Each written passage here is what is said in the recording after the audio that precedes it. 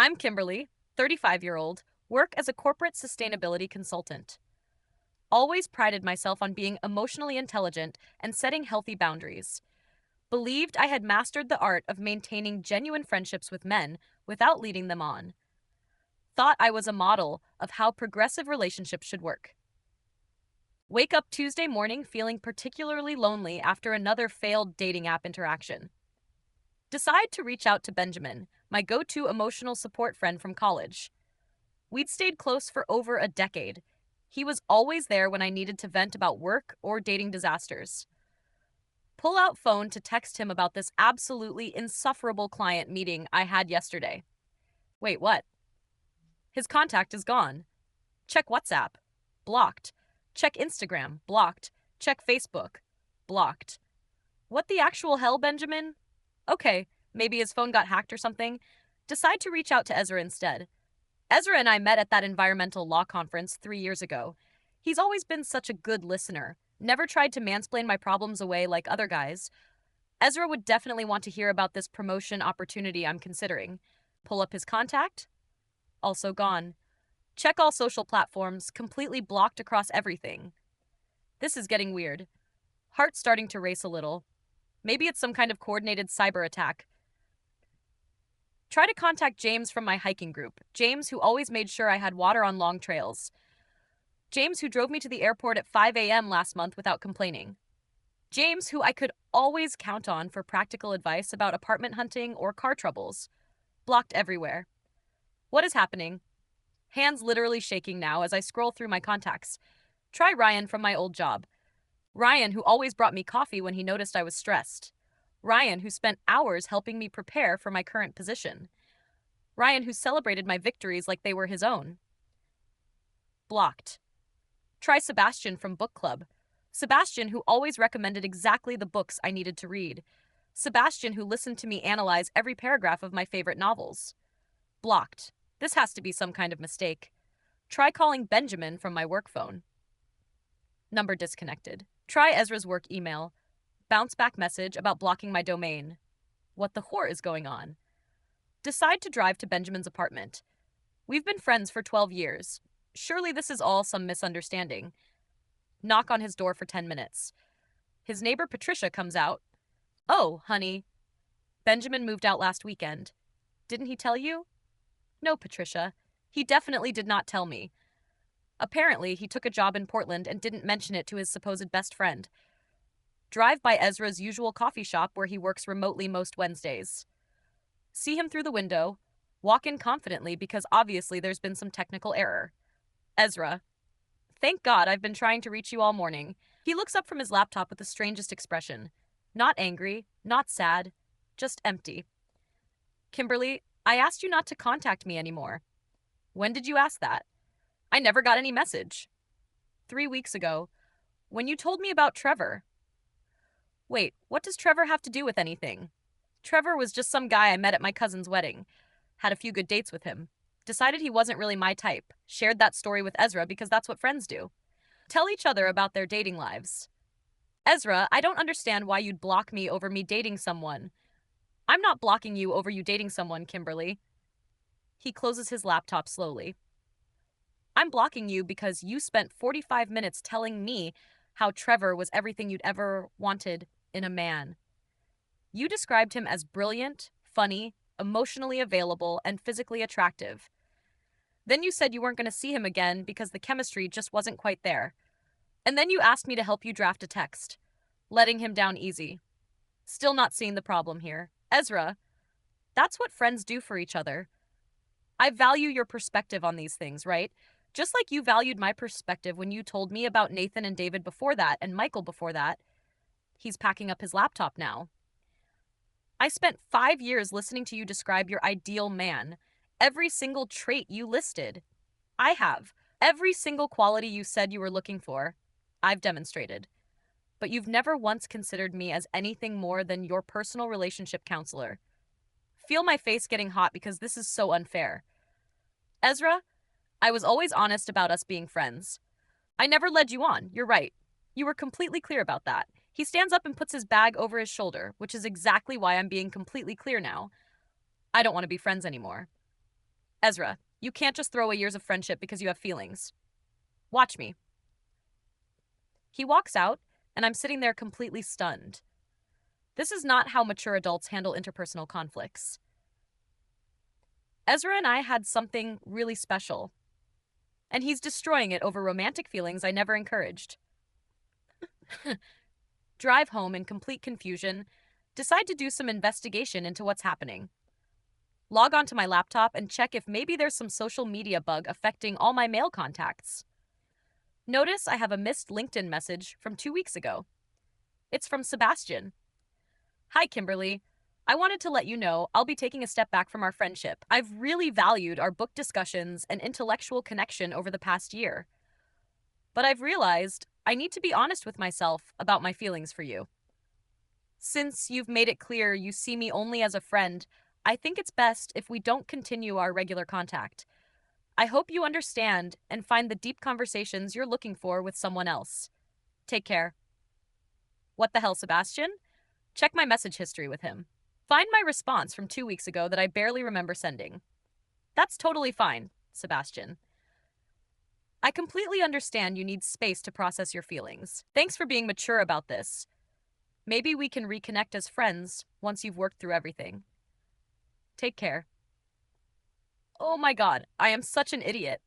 I thought he meant like a temporary break, not a permanent friendship ending. How was I supposed to know he meant forever? Start going through my message history with Benjamin. Find a conversation from 3 months ago I'd completely forgotten about. He'd mentioned feeling conflicted about something. I'd responded with my usual supportive friend advice.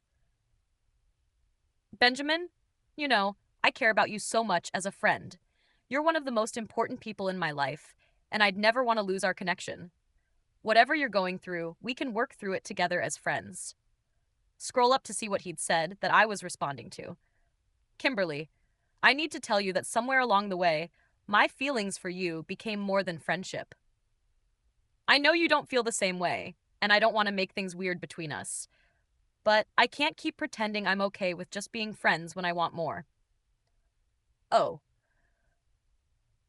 And I responded by emphasizing how much I valued our friendship, effectively rejecting him while asking him to continue providing emotional support. But that's not what I meant to do.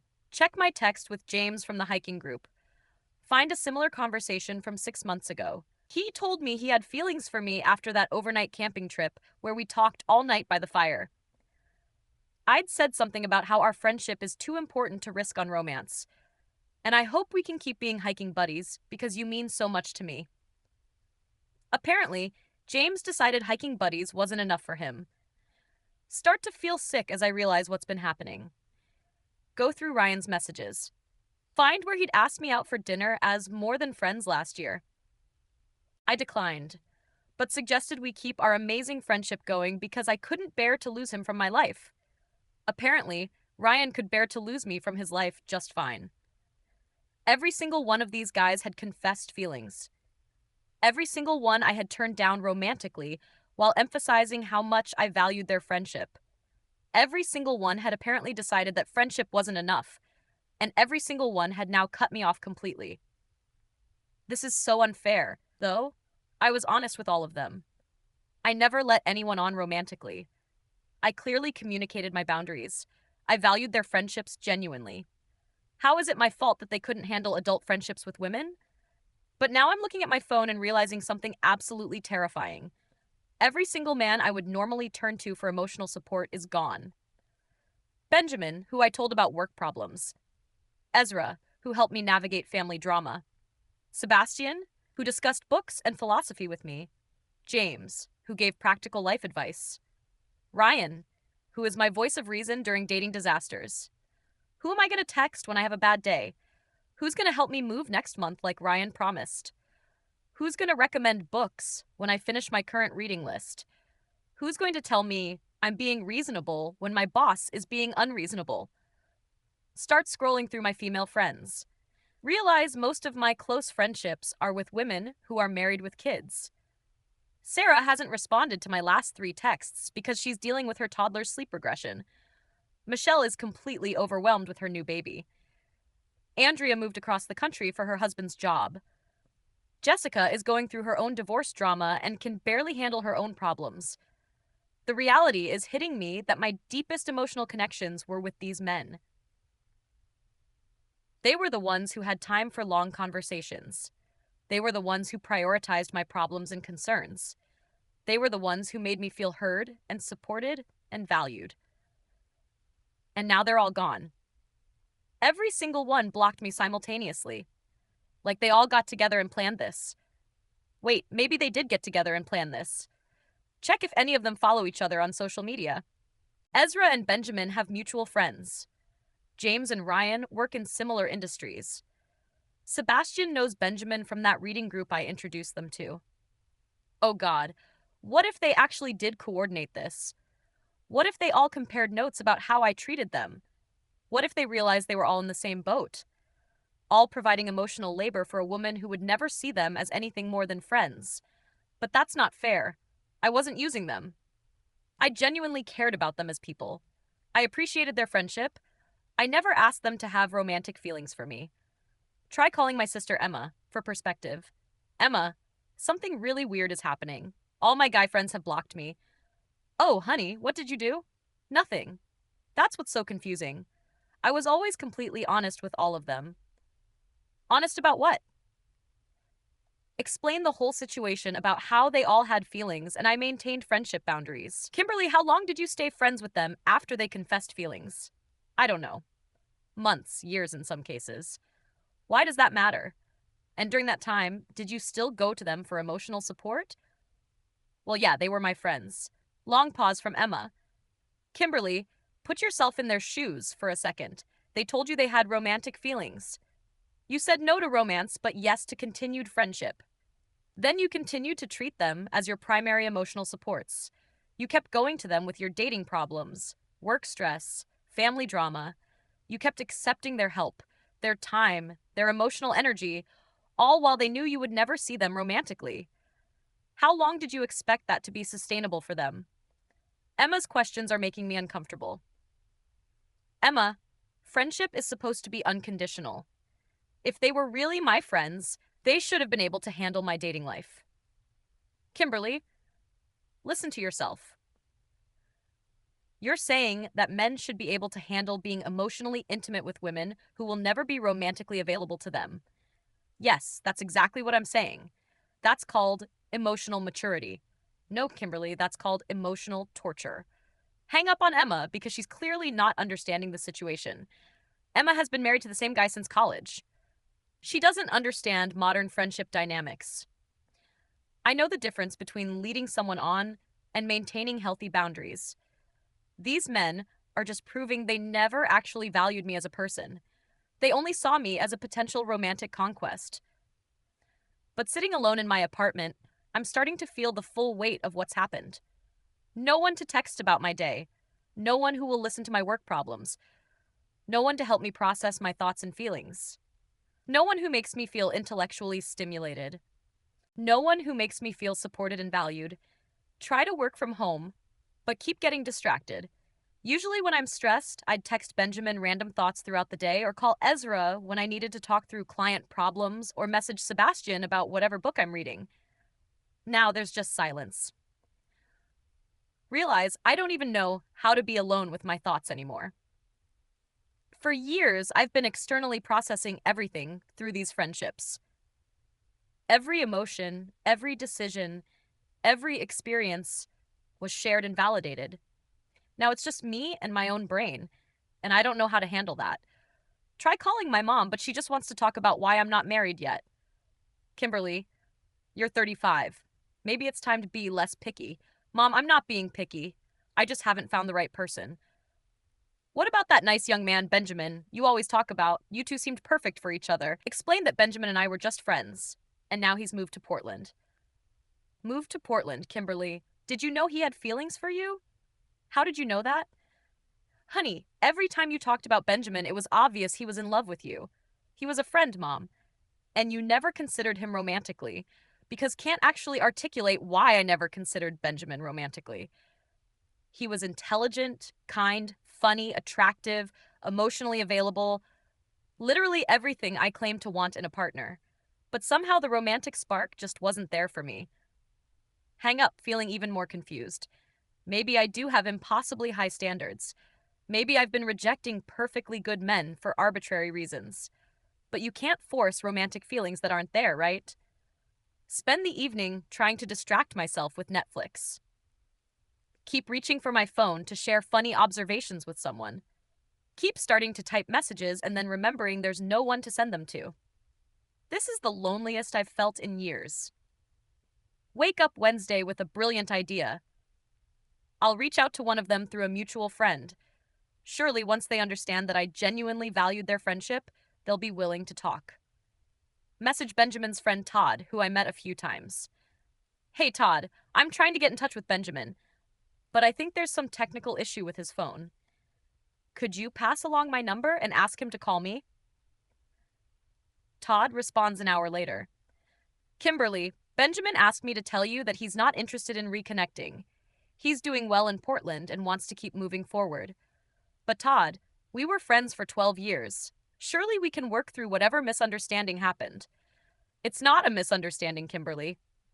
He knows exactly what happened, and he's made his choice. This is absolutely insane. Benjamin and I had something really special. We understood each other in ways that most people never experience. We could talk for hours about anything and everything, and he's throwing all of that away because I didn't want to date him. Try reaching Sebastian through his book club friends. Get basically the same response. Apparently, Sebastian told everyone he needed to focus on building relationships with people who could reciprocate his feelings. What does that even mean? I reciprocated his friendship feelings perfectly fine. Try reaching out to Ezra's colleague who I met at a work event. Get an even more direct response. Kimberly, Ezra asked me to tell you that he's not playing the Friendzone game anymore. Those were his exact words, the Friendzone game. Like I was playing some kind of manipulative game. I was never manipulating anyone, but the phrase keeps echoing in my mind. Ezra said he wasn't playing the Friendzone game anymore. What if all these men have been talking to each other? What if there's some kind of movement where men are deciding not to be friends with women who won't date them? Do some research online about men refusing friendship after romantic rejection. Find all these articles and forum posts about men going their own way and refusing to provide free emotional labor to women. This is so gross and misogynistic. The idea that friendship is only valuable if it might lead to sex. The idea that emotional support is something men should only give to romantic partners. But I keep reading, and some of the posts are starting to make me uncomfortable. I spent 3 years being her unpaid therapist while she dated jerks. She would call me crying about guys who treated her badly while I treated her perfectly. And she never even considered me. I realized I was putting more emotional energy into supporting her than she was putting into supporting me. The moment I stopped being available 24/7, she didn't even notice I was gone. That last one hits different. When is the last time I checked in on Benjamin's well-being just because? When is the last time I asked Ezra about his problems without sharing mine first? When is the last time I initiated support for any of them instead of seeking support from them? Realize with growing horror that most of our conversations started with my problems, my work stress, my dating disasters, my family drama, my apartment issues. They would listen and offer advice and comfort, and then the conversation would usually end. I didn't typically ask follow-up questions about their lives, start going through old text conversations with fresh eyes, message after message of me venting about problems, messages of them offering thoughtful responses and solutions, messages of me thanking them, and then disappearing until the next crisis. Very few messages of me asking how they were doing. Find a conversation from last year where Benjamin mentioned he was stressed about his job situation. My response was basically, "Oh, that sucks. Anyway, here's this weird thing that happened to me today." I completely changed the subject to myself. How did I not notice this pattern? Find a conversation where Ezra mentioned he was feeling lonely. My response was, "I totally understand. Dating is so hard these days." Speaking of which, this guy from Bumble. I turned his vulnerability into a launching pad for my own dating stories. What the hell is wrong with me? start feeling genuinely sick as I realized how one sided these friendships actually were. I thought I was maintaining healthy boundaries, but really, I was maintaining relationships where I received emotional support and gave very little back. I was treating them like unpaid therapists, not like true friends, but I genuinely cared about them. I would have been there for them if they had really needed me. They never explicitly asked for more support from me. How was I supposed to know they needed more reciprocity? Except they did ask in subtle ways. Benjamin mentioning his job stress, Ezra mentioning his loneliness, Sebastian sharing his struggles with his writing, Ryan talking about his difficult family situation, Ames mentioning his financial worries, and I either changed the subject or gave brief sympathy before refocusing on myself.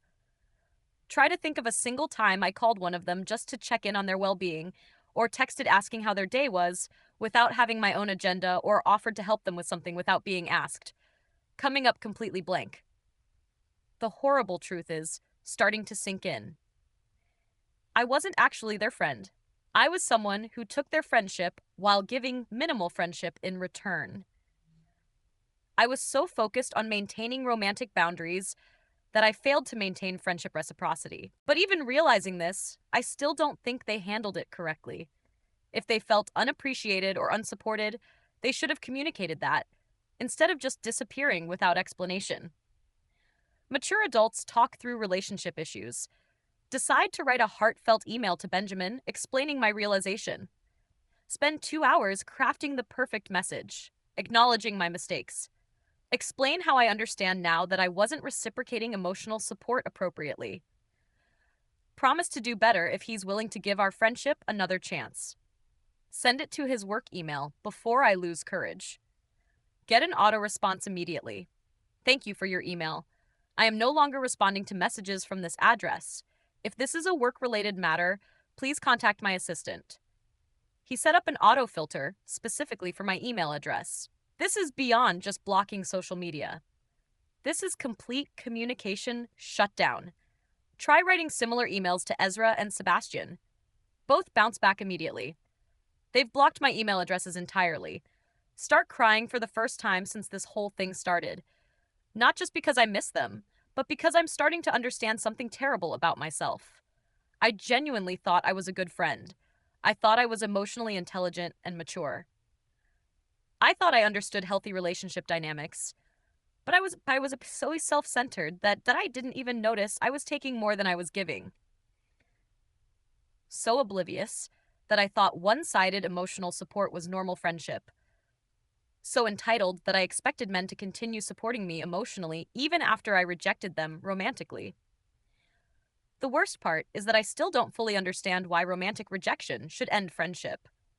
If someone truly cares about you as a person, shouldn't they want to maintain connection even without romance?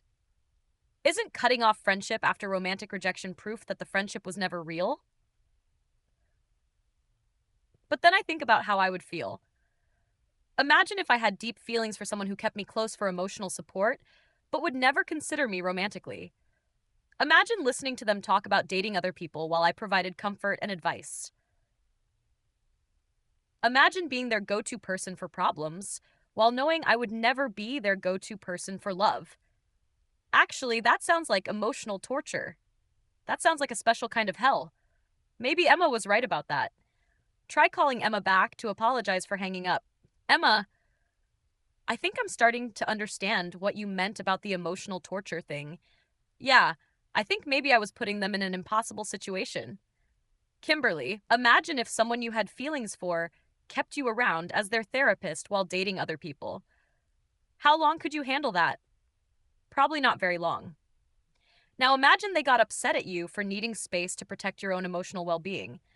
I would think they were being incredibly selfish. Long pause as that sinks in. Emma, am I incredibly selfish? I think you're incredibly unaware of how your actions affect other people, but I never meant to hurt anyone. Impact matters more than intent. Kimberly spent the rest of the week in a weird emotional limbo, trying to process work problems without my usual support network, trying to make decisions without external validation, trying to exist in my own thoughts without constantly sharing them. Realize how dependent I had become on male attention and validation. Not romantic attention, but the attention of men who cared about my thoughts and feelings. Men who made me feel interesting and valued and heard. Men who were always available to listen and respond. Now that it's gone, I feel like I don't know who I am. So much of my self image was built on being the kind of woman that thoughtful, intelligent men wanted to be close to. Even if they couldn't have me romantically, they valued my friendship enough to stay connected. Except, apparently, they didn't value my friendship. They were enduring my friendship while hoping for something more. Start wondering if any man has ever actually enjoyed being my friend, or if they were all just waiting for romantic possibilities. Start wondering if I'm capable of real friendship with men, or if I'm too self-centered to give the reciprocity that friendship requires. Get a text from an unknown number on Friday. Kimberly, this is Benjamin. I'm texting from a new phone to ask you to please stop trying to contact me through other people. I don't want to be cruel, but I need you to understand that our friendship is over. It's not because you didn't want to date me. It's because you never actually acted like my friend. You acted like I was your personal support system. I realized I was putting more energy into caring about your life than you were putting into caring about mine. That's not friendship. It's emotional dependency. I hope you can learn from this and build healthier relationships in the future, but I can't be part of that process. Please respect my boundary and don't contact me or anyone connected to me again. Read the message 15 times. He's saying I never acted like his friend, but I talked to him constantly. I shared my thoughts and feelings with him. I trusted him with my vulnerabilities. How is that not friendship? Except he's right, that I didn't put energy into caring about his life. I put energy into sharing my life with him, which is completely different. Friendship means caring about the other person's well-being as much as your own. Friendship means emotional reciprocity. Friendship means being interested in their problems, not just sharing your own. Friendship means supporting them through their struggles, not just being supported through yours. I was never, actually, Benjamin's friend. I was someone who used Benjamin for emotional support, someone who took his care and attention without giving equal care and attention back, someone who kept him in my life because of what he provided for me, not because of what I could provide for him. The same is probably true for Ezra and Sebastian and James and Ryan. I thought friendship meant sharing your authentic self with someone. But really, friendship means caring about someone else's authentic self as much as your own. Realize I need to completely restructure how I approach relationships. Can't expect people to provide emotional support without reciprocating. Can't maintain intimate friendships with people who want romantic relationships I can't provide. Can't depend on others for validation and self-worth. Spend the weekend alone for the first time in years. No texting anyone about my thoughts.